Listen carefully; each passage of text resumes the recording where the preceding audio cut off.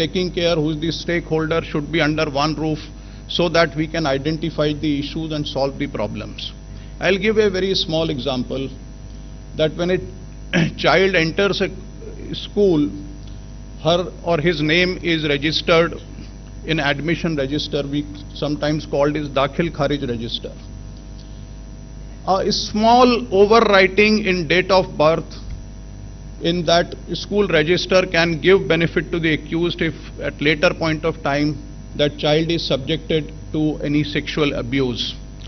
Likewise, as I said, that scientific evidence in cases of Pocso are very important. Now the Government of India has come up with a complete protocol of DNA, how to procure a sample, how to keep a sample, in which temperature it is to be kept, what is the shelf life, what is to be taken care of. And there is a judgment of Supreme Court on that, if I correctly remember, authored by Honorable Justice Bela Trivedi. The entire chain, the time from where the sample was taken and how it travels to the FSL, and then how the report is prepared, this entire chain needs to be established meticulously. And even one break of chain anywhere ultimately gives benefit to the accused. A checklist can be prepared so that all these possibilities can be eradicated. These are very sensitive issues, because ultimately victim is a person about which the organizers have rightly given the name, that it is a conference for giving voice for the voiceless. So what my understanding is that in all these technical sessions where the experts and resource persons will address you, please feel free to tell you about your problems in your department which you are facing, and please interact with the resource persons, please interact with the other departments. I'll give a small example of a similar conference in my parent state. A young lady constable stood up in a session and she said that when we take the victim, the child with their parents after the sexual abuse to the hospital, we are required to wait for 5 hours, sometimes for 6 hours, because the doctor is busy elsewhere. And it is such a traumatic thing for that small child and their family members that sometimes the family members withdraw their consent for the medical checkup. We discussed it in the conference, and the head of the medical department stood up and he said that from Monday itself, we will prepare a roster where in every hospital a dedicated doctor will be there, whose first responsibility will be to take care of and attend that child. So these are small things, but this makes a difference how we treat the child, how we give her an atmosphere, and how sensitive we are. And therefore I'll request all of you that when a file comes before you as a judge, or file comes before you in a FIR before a police station, or a file comes as a doctor before you, please remember that the word file and life has same letters, L-I-F-E and F-I-L-E, and every file has a life within it. And therefore this session was rightly called as Voice for Voiceless. I'll end with the request that everybody should deal this matter, these aspects, with utmost sensitivity. A poet said, "अपना गम लेकर कहीं और न जाया जाए, अपना गम लेकर कहीं और न जाया जाए, घर में बिखरी हुई चीजों को सजाया जाए, घर से मस्जिद है बहुत दूर चलो यूं कर लें, घर से मस्जिद है बहुत दूर चलो यूं कर लें, किसी रोते हुए बच्चे को हंसाया जाए. Take your sorrow somewhere and don't let it be seen. Let's arrange these scattered things in the house. The place of worship is far from home. Let's take a walk. Let's make a crying child laugh." Thank you very much. Thank you, my Lord, for the inspiring and thought-provoking special address on this occasion. May I now request Honorable Sri A. Revanth Reddy Garu, the Chief Minister of Telangana State, to deliver special address. Sir, please.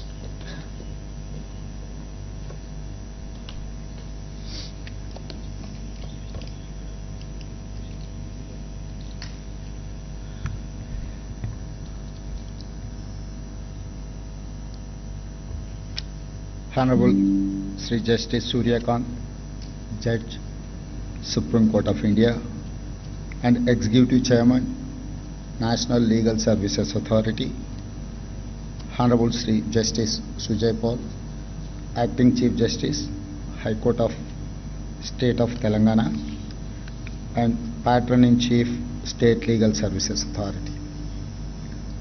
Respected members of Judiciary, senior police officers, Women and Child Department officials, legal services experts, UNICEF, civil society and development partners. I welcome you to this state-level conference. The theme, Voice for the Voiceless, is very important for our society. I congratulate the Telangana Police and other organizers for holding this conference. We must put child survivors at the center of our legal and moral framework in fighting this heinous crime against humanity. We have to protect our children from sexual abuse at any cost and with all means. My government gives top priority to the protection of children and women. Telangana Bharosa project has 29 centers.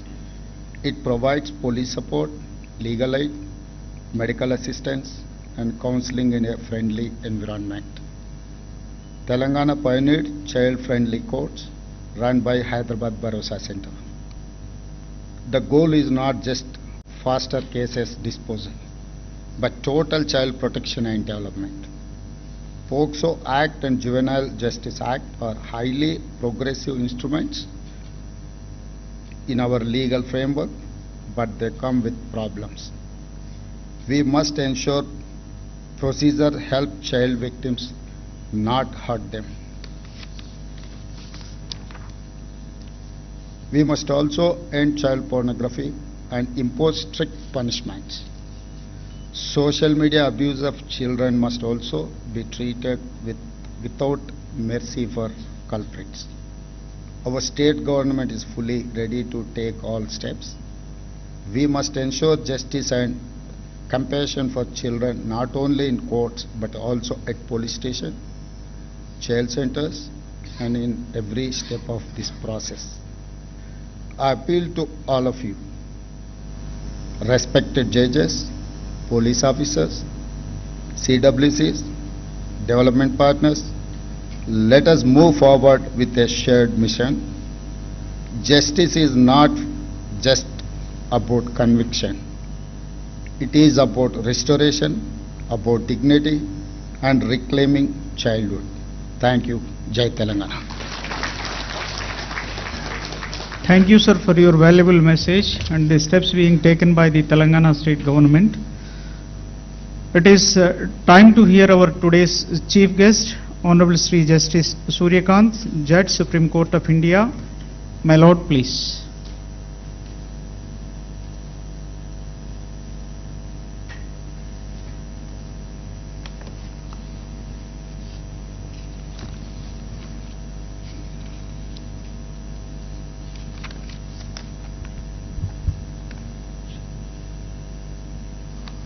Shri A. Revanth Reddy, Honorable Chief Minister, State of Telangana, Justice Sujay Paul, Honorable Chief Justice in Action, High Court of State of Telangana, and Patron-in-Chief of the Telangana State Legal Service Authority, Justice Shyam Koshi, Executive Chairman of the State Legal Service Authority, Telangana, my distinguished sister and brother judges of the Telangana High Court, Dr. Jitendra IPS, Director General of Police State of Telangana, Ms. Cynthia McFray, Representative of the UNICEF India Chapter, Learned Advocate General of State of Telangana, Member Secretary Mr. Bharat Parashar of the National Legal Service Authority, Member Secretary of the State Legal Service Authority, and other my dear judicial officers, very senior officers of the police department, senior administrative functionaries of the state government who are present here. We also have among us Mr. Santhan Krishnan, Live President of the Commonwealth Lawyers Association, distinguished dignitaries, jurists, statesmen, police officers, social workers, ladies and gentlemen, friends from media. When Honorable Chief Justice cited a very emotional nazm of Nida Fazli, I immediately recollected Maria Montessori, a very celebrated pedagogue, and what she said about child. I quote her, "It is the child who makes the man, and no man exists who was not made by the child he once was." I think this statement communicates everything with respect to a very serious issue which we intend to deliberate in this one-day conference. These words of Montessori also remind me that the well-being of our children is not merely a moral obligation, it is the foundation upon which all of society is built. The child is not just our future, they are our mirror, our responsibility, and our greatest test. Today, as I stand before you, I cannot help but echo the statement of Montessori, because I am of the firm view that if we fail our children, we are not only failing them, we are failing the very soul of our nation. I therefore wish to applaud the distinguished speakers who have preceded me. Their remarks have incisively addressed many of the urgent and layers challenges in the realm of child protection. I find myself in strong agreement with the issues that Cynthia has raised, or Honorable Chief Justice and Honorable Chief Minister have raised. I see it as both a duty and a privilege to build upon those reflections by offering a perspective grounded in constitutional values, judicial insight, and our shared moral responsibility to the children of this great nation. At the outset, I would like to express my sincere appreciation for the untiring efforts of the Women's Safety Wing of the Telangana State Police and the Telangana State Legal Service Authority in organizing this event with exceptional commitment and vigor. I also commend the United Nations Children's Fund, Madam Cynthia representing, whose pioneering work in uplifting child across the globe is undoubtedly unparalleled. This conference, I believe, is a concerted attempt to confront the silent suffering of the most vulnerable among us, our children. Even today they remain most susceptible to neglect, abuse and exploitation. And in a country like ours, where their numbers are staggering, the stakes are even higher. I rely upon the UNICEF 2024 report, according to which 24% of the India's population is under the age of 14. 1 in 3 Indians is below the age of 18. This amounts to over 345 million children, more than the total population of many continents. These figures, while astonishing, are not merely statistical marvels, they are a moral reckoning. For a nation so young, our greatest asset could also too easily become our gravest liability if we fail to protect, nurture and invest in our children. Potential does not convert to progress on its own. It requires systems, safety and sustained care. Each child we fail is not just a personal tragedy, but a lost thread in the fabric of our nation's future. This demographic reality places upon us an extraordinary responsibility, one that cannot be met with token gestures or fragmented responses. Every act of abuse, every moment of neglect must be seen not as an aberration, but as a collective failure. If we neglect our children, we forfeit the very future we hope to build. We must consequently confront what we are often too afraid to name, the child sex abuse. Make no mistake, this crime does not occur only in dark alleyways or distant corners, as Honorable Chief Justice rightly pointed out. It happens within homes, schools, neighborhoods and institutions. Places we instinctively consider safe, it is a violation that hides in plain sight.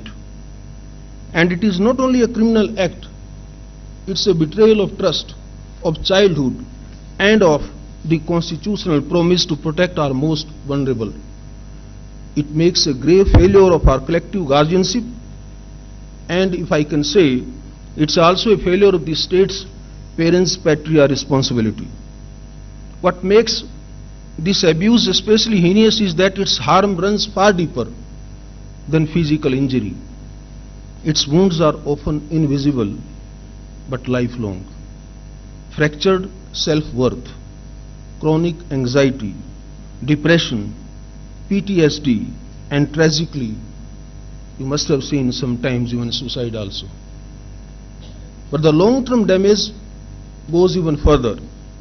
Research increasingly shows that children who suffer such trauma are more likely to become withdrawn, economically marginalized, or emotionally unstable adults.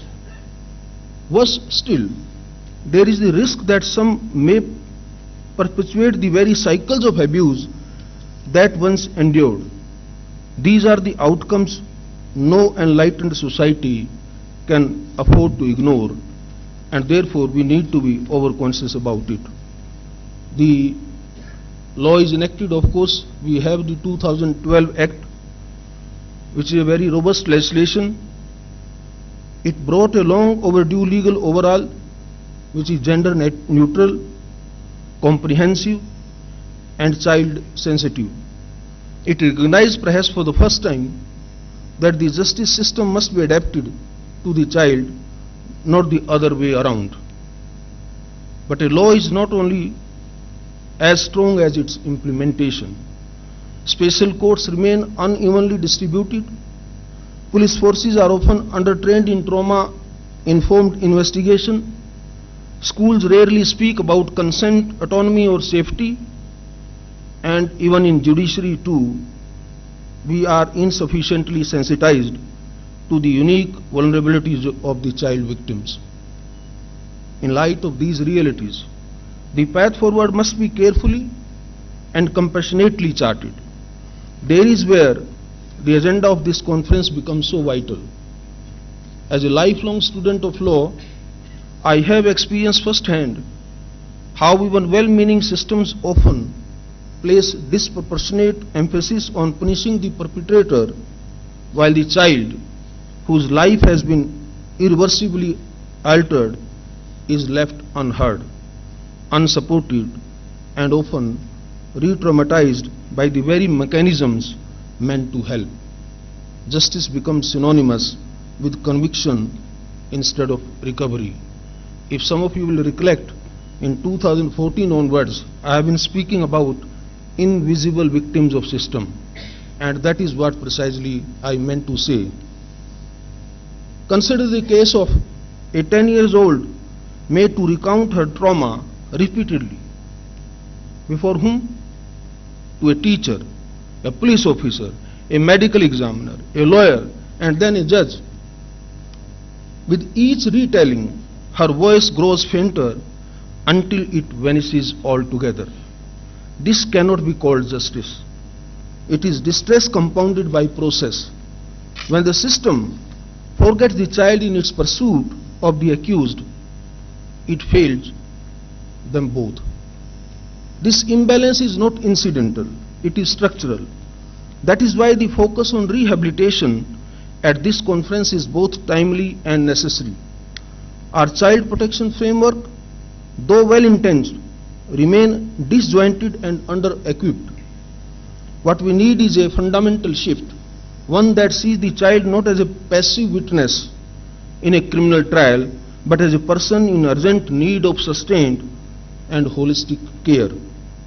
True justice for a child begins not in the courtroom, but in the moment they feel safe and secured within and outside the four walls. It begins in the hands of a counselor, the embrace of a caregiver, and the assurance that they will not have to walk alone. Reintegration must not be an afterthought. It must be the foundation of our response. Because a child's healing is not just a legal requirement, it's a moral obligation. And in this context, and knowing the Indian, our societal background, it is a constitutional commitment also. As we look to the path ahead, one truth becomes abundantly clear. The task of protecting and supporting child victims is far too important to be left to the legal system alone. Not only is it a responsibility of the judiciary, police or social workers, it is in fact a collective national duty. Every institution, every stakeholder, and indeed every citizen has a role to play in creating an ecosystem where children are safe, heard and helped. We must move away from reactive justice to a more proactive, compassionate model where rehabilitation is not a footnote but the foundation. In this regard, I would be remiss not to acknowledge and commend the pioneers' efforts initiated in the state of Telangana and particularly in the city of Hyderabad. As the Director General of Police explained, the Bharosa centers here have really emerged as a model of what integrated, victim-centric support should look like. By offering a one-stop facility where child and women victims of violence can access police assistance, legal aid, medical care and psychological counseling under one roof, these centers exemplify what sensitive and holistic justice delivery should aspire to be. They demonstrate that with the right vision and commitment, it is possible to ease the child's journey through the justice system, minimizing the pain and agony and maximizing the care. Similar appreciation is due to the NALSA's novel child-friendly legal service scheme of 2024, which envisions a trauma-informed, child rights-driven ecosystem. It is not only ensures courtroom dignity but the provision of psychological care and compensation to the victim. It is my earnest appeal that such best practices be assimilated and adapted across the length and breadth of the country. Whether it is the level of the state policy, institutional design or community intervention, we must commit to replicating and scaling such models. Let us therefore take inspiration from what has worked and build upon it, ensuring that no child anywhere in India is left to navigate trauma alone. In doing so, we not only uphold the letter of the law, but the spirit of our Constitution, which promises every child the right to dignity, safety and opportunity. I would like to conclude at this juncture by briefly alluding to the words of a stalwart of human rights, Nelson Mandela, who once rightly said, and I quote, "There can be no keener revelation of a society's soul than the way in which it treats its children."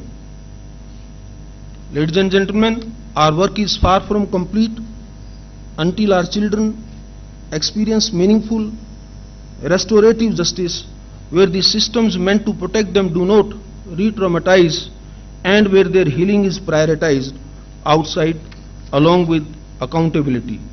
This conference has brought together a range of voices, legal minds, administrators, caregivers, jurists, and protectors united by a common purpose. But beyond the deliberations and draft recommendations, that's my humble submission, we must take back with us a renewed sense of moral urgency. Laws, however well written, are only as effective as the compassion with which they are implemented. Systems, however well structured, are only as just as the people who operate them. Strengthening the Pocso framework and child protection ecosystems will require vigilance, innovation, and above all, empathy at every level. Let this conference, therefore, mark a turning point not only in the policy but in a national consciousness. Let us vow that no child will be made to feel that their pain is a footnote or that their dignity is conditional. Let us make our nation not merely compliant with law but radiant with justice, for it is in the safety of our children that the soul of our republic truly lives. Thank you very much. Thank you for giving this opportunity. Jai Hind, Jai Bharat. Thank you, my Lord, for enlightening us on different aspects and need for the Pocso Act and enriching us with words of wisdom, which I am assured that they will guide us in the days to come. Indeed, it is a distinct honor and a privilege to have amongst us Honorable the Judge, Supreme Court of India, and the Executive Chairman, National Legal Service Authority, whose august presence has illuminated today's consultation meet on the topic of voice for the voiceless and rights and protection of children of sexual abuse. We would like to take this opportunity to express our gratitude by felicitating the dignitaries on the dais for their generosity and kindness in gracing this occasion. For this, I humbly request Honorable Sri Justice Sujay Pal, Acting Chief Justice High Court for the State of Telangana and Patron-in-Chief Telangana State Legal Service Authority, to kindly honor His Lordship Honorable Mr. Justice Suryakant, Judge, Supreme Court of India, and Executive Chairman, National Legal Service Authority, with a shawl and a memento.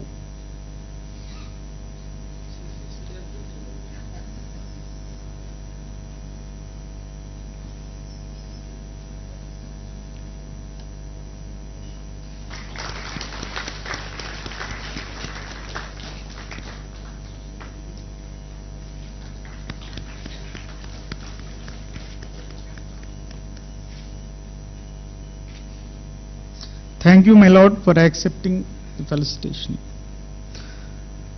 Now, I humbly request Honorable Sri Justice P. Sam Koshi, Judge, High Court for the State of Telangana and Executive Chairman, Telangana State Legal Services Authority, to kindly honor our Honorable Sri A. Revanth Reddy Garu, Chief Minister, Telangana State, with a shawl and a memento.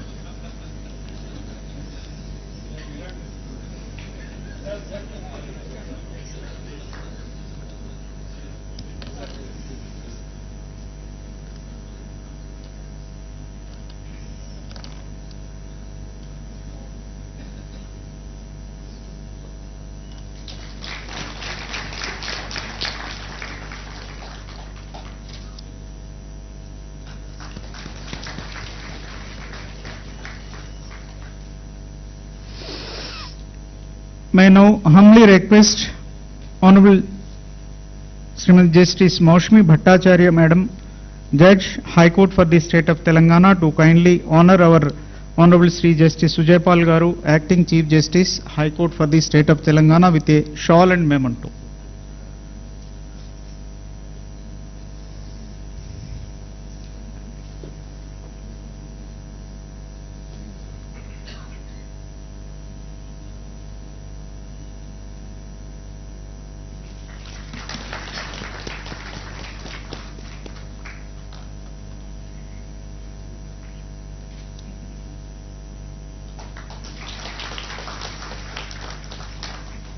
Thank you, my Lord. Now I humbly request Ms. Charu Sinha, Additional DGP, CID, Women Safety Wing, Hyderabad, to kindly felicitate Sri Dr. Jitendra IPS DGP Telangana with a shawl and memento.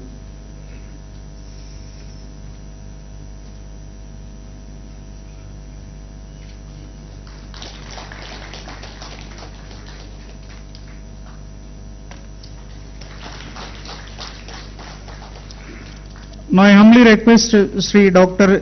Zelalam B. Tafassi to kindly honor Madam Cynthia McCaffrey, representative of UNICEF India, with a shawl and memento.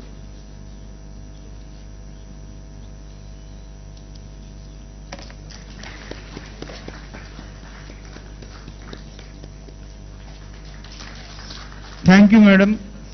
With this, we have arrived towards the end of the inaugural session, and before winding up, I would like to request Srimati Srijana, Women Development and Child Welfare, Telangana State, to kindly propose vote of thanks. Please, ma'am.